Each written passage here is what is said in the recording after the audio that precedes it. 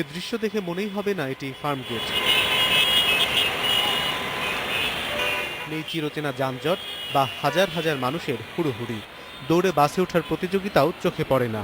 ফার্মগেট থেকে মানিক মিয়া অ্যাভিনিউয়ের রাস্তাও বেশ ফাঁকা। ভিভিআইপি যাতায়াতের জন্য বিজয় সরণির দিকে মিনিট 15 গাড়ি আটকে থাকলেও কিছুক্ষণ পর তা আবার স্বাভাবিক হয়ে যায়। এখন ভাই ভালোই লাগতেছে, জাম লাগলে এই সময় ভালো লাগে না ভাই। ছুটি কাটিয়ে অনেকেই ঢাকা ফিরছেন।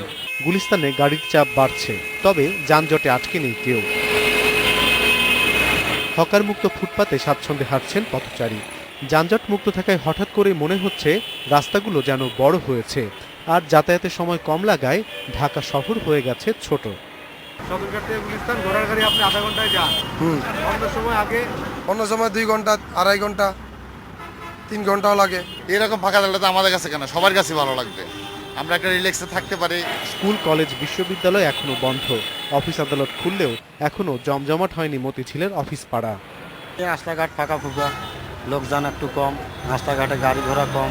স্বাচ্ছন্দ্যভাবে আমরা ঢাকা শহরে চলতে পারছি, রাস্তাঘাট একদম পরিপাটি। শাহবাগ, পল্টন, মালিবাগ বা মৌচাক মোড়েও ফাঁকা রাস্তায় ঈদের আমেজ উপভোগ করছেন রাজধানীবাসী। চিরচেনা ঢাকার রাস্তার চিত্র পাল্টে গেছে। পুরো শহর জুড়ে একই অবস্থা, প্রায় ফাঁকা ফাঁকা। মতিঝিলের মতো ব্যস্ততম এই সড়কে যেখানে তিল ধারণের ঠাঁই থাকে না, সেখানেও গাড়ির চাপ অনেকটাই কম। তবে এ চিত্র পাল্টে যেতে পারে শনি রবিবারে, এমনটি মনে করছেন বেশিরভাগ নগরবাসী। অনিমেষ কর, ইন্ডিপেন্ডেন্ট নিউজ, ঢাকা।